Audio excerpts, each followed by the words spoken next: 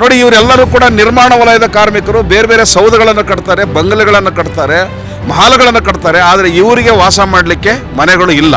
ಹೈಕೋರ್ಟಲ್ಲಿ writ file ಮಾಡಿದ್ರಿಂದಾಗಿ high court ಇವತ್ತು ಕಟ್ಟಡ ಕಾರ್ಮಿಕರ ಮಕ್ಕಳ ಪರವಾಗಿ ತೀರ್ಪನ್ನು ಕೊಟ್ಟಿದೆ. ಆಗ ಜಾರಿ ತರಬೇಕು ಅನ್ನೋಂಥದ್ದು. ಬಿಜೆಪಿ ರಾಜ್ಯದಲ್ಲಿ ಆಡಳಿತದಲ್ಲಿದ್ದಾಗ ತಂದಂತಹ ಕಾರ್ಮಿಕ ವಿರೋಧಿ ನೀತಿಗಳಂತಹ ಕೆಲಸದ ಅವಧಿಯ ವಿಸ್ತರಣೆ, ರಾತ್ರಿ ಪಾಳಿಯಲ್ಲಿ ಮಹಿಳೆಯರಿಗೆ ಕೆಲಸ ಕೊಡಲಿಕ್ಕೆ ಅವಕಾಶ, ಮತ್ತು ಇಲ್ಲೂ ಕೂಡ ಟ್ರೈನಿ ಮತ್ತು ಗುತ್ತಿಗೆ ಆಧಾರದಲ್ಲಿ ಕಾರ್ಮಿಕರನ್ನು ದುಡಿಸ್ಕೊಳ್ಳುವಂತಹ ಪ್ರಶ್ನೆಗಳೇನಿದೆ, ಇದರ ಬಗ್ಗೆ ಇರುವಂತಹ ತೀರ್ಮಾನಗಳನ್ನು ಕಾಂಗ್ರೆಸ್ ಸರ್ಕಾರ ಹಿಂದಕ್ಕೆ ಪಡೆದಿಲ್ಲ.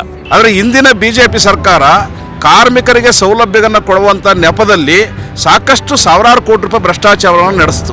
ಈಗ ಅಧಿಕಾರದಲ್ಲಿರ್ತಕ್ಕಂಥ ಕಾಂಗ್ರೆಸ್ ಸರ್ಕಾರ ಇವತ್ತು ನಕಲಿ ನೋಂದಣಿ ಆಗಿದೆ ಅನ್ನೋಂಥವನ್ನ ನೆಪವಿಟ್ಟುಕೊಂಡು ಸುಮಾರು ಲಕ್ಷಾಂತರ ಜನ ಕಾರ್ಮಿಕರನ್ನು ಇವತ್ತು ಆ ನೋಂದಣಿಯಿಂದ ಪ್ರಕ್ರಿಯೆಯಿಂದ ಹೊರಗಿಟ್ಟಿದೆ. ಕರ್ನಾಟಕ ರಾಜ್ಯದಲ್ಲಿ ವಿವಿಧ ಕೈಗಾರಿಕೆಗಳಲ್ಲಿ ವಿವಿಧ ವಿಭಾಗಗಳಲ್ಲಿ ದುಡಿಯುವಂತಹ ಕಾರ್ಮಿಕರನ್ನು ಸಂಘಟಿಸಿ ಹೋರಾಟವನ್ನು ನಡೆಸ್ತಾ ಇರುವಂಥದ್ದು. ಇಲ್ಲ, ಮುಖ್ಯವಾಗಿ ಕೇಂದ್ರ ಸರ್ಕಾರ ಕಾರ್ಪೊರೇಟ್ ಕಂಪನಿಗಳ ಪರವಾಗಿ ಮತ್ತು ಕಾರ್ಮಿಕ ವಿರೋಧಿಯಾದಂತಹ ನೀತಿಗಳನ್ನು ಜಾರಿ ಮಾಡ್ತಾ ಇದೆ.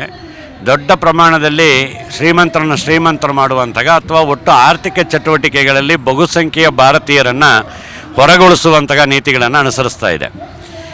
ಕರ್ನಾಟಕ ರಾಜ್ಯದಲ್ಲೂ ಕೂಡ ಕಾಂಗ್ರೆಸ್ ಸರ್ಕಾರ ಕೇಂದ್ರದ ಬಿಜೆಪಿ ಸರ್ಕಾರಕ್ಕೆ ವಿಭಿನ್ನವಾದಂತಹ ಆರ್ಥಿಕ ನೀತಿಗಳನ್ನು ಹೊಂದಿಲ್ಲ.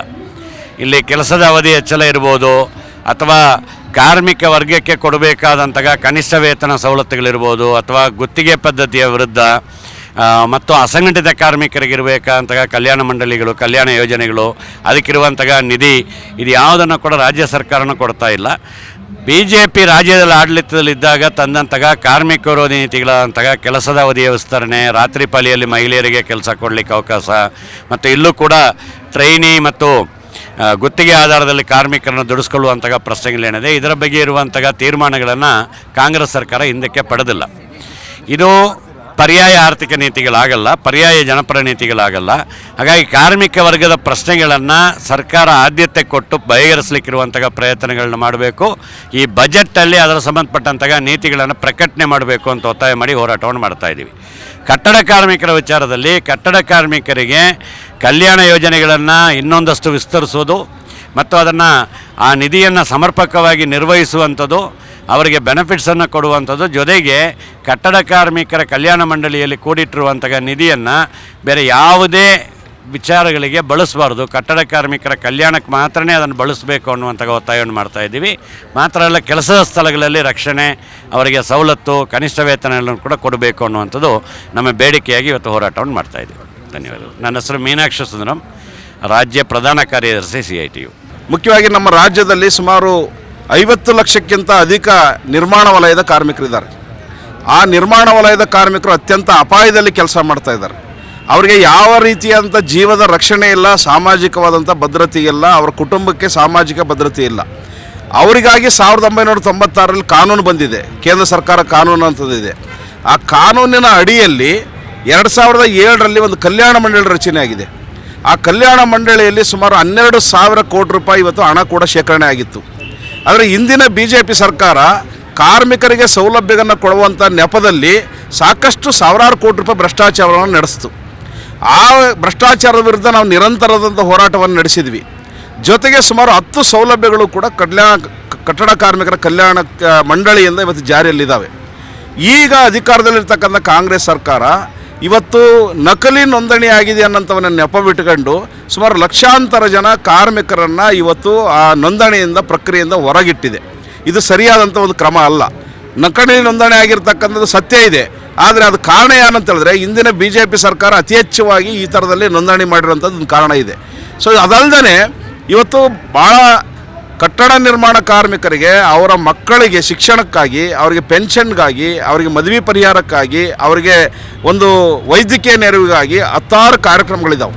10 ಕಾರ್ಯಕ್ರಮಗಳನ್ನು ಜಾರಿ ತರಬೇಕಾದಂಥ ಒಂದು ಆಡಳಿತ ಮಂಡಳಿ ಅಥವಾ ಕಲ್ಯಾಣ ಮಂಡಳಿ ಇವತ್ತು ಅವುಗಳನ್ನು ವಿನಾಕಾರಣವಾಗಿ ನಿರಾಕರಣೆ ಮಾಡ್ತಾ ಇವತ್ತು ಹಣವನ್ನು ಟೆಂಡರ್ ಮೂಲಕ 100 ಕೋಟಿ ರೂಪಾಯಿ ಬೇರೆ ಬೇರೆದಕ್ಕೆ ಖರ್ಚು ಮಾಡುವಂಥ ಪ್ರಯತ್ನವನ್ನು ಮಾಡ್ತಾ ಇದ್ದಾರೆ. ಹಾಗಾಗಿ ನಮ್ಮ ಈ ಹೋರಾಟ ಪ್ರಮುಖವಾಗಿರ್ತಕ್ಕಂಥದ್ದು ಏನು ಕರ್ನಾಟಕ ಹೈಕೋರ್ಟ್ನ ತೀರ್ಪಿನಂತೆ ಮಕ್ಕಳಿಗೆ ಶೈಕ್ಷಣಿಕ ಧನ ಸಹಾಯವನ್ನು ಕೊಡಬೇಕು ಅಂತ ಇದೆ, ಅದನ್ನು ಕೂಡಲೇ ಜಾರಿ ತರಬೇಕು. ಇವತ್ತು ಇವರು ಶೈಕ್ಷಣಿಕ ಧನ ಸಹಾಯವನ್ನು ಕಡಿತ ಮಾಡಿದರು, ಅದ್ರ ವಿರುದ್ಧ ಹೋರಾಟವನ್ನು ಮಾಡಿದ್ವಿ. ಹೈಕೋರ್ಟಲ್ಲಿ ರಿಟ್ ಫೈಲ್ ಮಾಡಿದ್ರಿಂದಾಗಿ ಹೈಕೋರ್ಟ್ ಇವತ್ತು ಕಟ್ಟಡ ಕಾರ್ಮಿಕರ ಮಕ್ಕಳ ಪರವಾಗಿ ತೀರ್ಪನ್ನು ಕೊಟ್ಟಿದೆ. ಆಗ ಜಾರಿ ತರಬೇಕು ಅನ್ನೋಂಥದ್ದು ಮತ್ತು ನೋಂದಣಿ ನವೀಕರಣದಲ್ಲಿ ಸಾಕಷ್ಟು ಸಮಸ್ಯೆಗಳಿದ್ದಾವೆ, ಅವು ಬಗೆಹರಿಸಬೇಕು ಅನ್ನೋಂಥದ್ದು. ನೋಡಿ, ಇವರೆಲ್ಲರೂ ಕೂಡ ನಿರ್ಮಾಣ ವಲಯದ ಕಾರ್ಮಿಕರು ಬೇರೆ ಬೇರೆ ಸೌಧಗಳನ್ನು ಕಟ್ತಾರೆ, ಬಂಗಲೆಗಳನ್ನು ಕಟ್ತಾರೆ, ಮಹಾಲ್ಗಳನ್ನು ಕಟ್ತಾರೆ, ಆದರೆ ಇವರಿಗೆ ವಾಸ ಮಾಡಲಿಕ್ಕೆ ಮನೆಗಳು ಇಲ್ಲ. ಸೊ ಹಾಗಾಗಿ ಇವರಿಗೆ ಮನೆ ನಿರ್ಮಾಣಕ್ಕಾಗಿ 5 ಲಕ್ಷ ಸಹಾಯಧನ ಕೊಡಬೇಕು ಅನ್ನೋಂಥದ್ದು, ವೈದ್ಯಕೀಯ ನೆರವನ್ನು ಕೊಡಬೇಕು ಅನ್ನೋಂಥದ್ದು. ಇವತ್ತರಲ್ಲಿ ಕೆಲಸ ಮಾಡ್ತಕ್ಕಂಥ ಲಕ್ಷಾಂತರ ಜನ ಮಹಿಳೆಯರಿದ್ದಾರೆ, ಆ ಮಹಿಳೆಯರಿಗೆ ಸರಿಯಾದಂಥ ಒಂದು ರಕ್ಷಣೆ ಕೊಡಬೇಕು, ಅವರಿಗೊಂದು ಸೌಲಭ್ಯಗಳನ್ನು ಕೊಡಬೇಕು ಅನ್ನೋಂಥ ಬೇಡಿಕೆಯನ್ನು ಇಟ್ಕೊಂಡು ಈ ಹೋರಾಟವನ್ನು ನಡೆಸ್ತಾ ಇದ್ದೀವಿ. ಕೆ ಮಹಾಂತೇಶು, ಪ್ರಧಾನ ಕಾರ್ಯದರ್ಶಿ, ಕರ್ನಾಟಕ ರಾಜ್ಯ ಕಟ್ಟಡ ಮತ್ತು ಇತರ ನಿರ್ಮಾಣ ಕಾರ್ಮಿಕರ ಫೆಡರೇಷನ್. ನಮ್ಮ ಕಾರ್ಯಕ್ರಮಗಳನ್ನ ನೀವು ನೋಡ್ತಾ ಇದ್ರೆ ನಮ್ಮ ಚಾನೆಲ್ ಅನ್ನ ಸಬ್ಸ್ಕ್ರೈಬ್ ಮಾಡಿ, ಪಕ್ಕದ ಬೆಲ್ ಐಕನ್ ಒತ್ತಿ ನಮ್ಮನ್ನ ಬೆಂಬಲಿಸಿ. ಹಾಗೆ ನಮ್ಮ ಕಾರ್ಯಕ್ರಮಗಳನ್ನ ಲೈಕ್ ಮಾಡಿ, ಕಮೆಂಟ್ ಮಾಡಿ, ಅದನ್ನ ಬೇರೆಯವರಿಗೂ ವಾಟ್ಸ್ಆಪ್ ಮೂಲಕ ಶೇರ್ ಮಾಡಿ. ನೀವು ಹೀಗೆ ಮಾಡಿದಾಗ ನಮ್ಮ ಚಾನೆಲ್ ಇನ್ನಷ್ಟು ಮತ್ತಷ್ಟು ಜನರಿಗೆ ತಲುಪಲು ನೀವು ನಮ್ಮೊಂದಿಗೆ ಸಹಕರಿಸಿದ ಹಾಗಾಗುತ್ತೆ. ಇದು ನೀವು ಯಾವುದೇ ಖರ್ಚಿಲ್ಲದೆ ಕೆಲವೇ ಸೆಕೆಂಡುಗಳಲ್ಲಿ ನೀಡಬಹುದಾದ ಸಹಕಾರ. ಧನ್ಯವಾದಗಳು.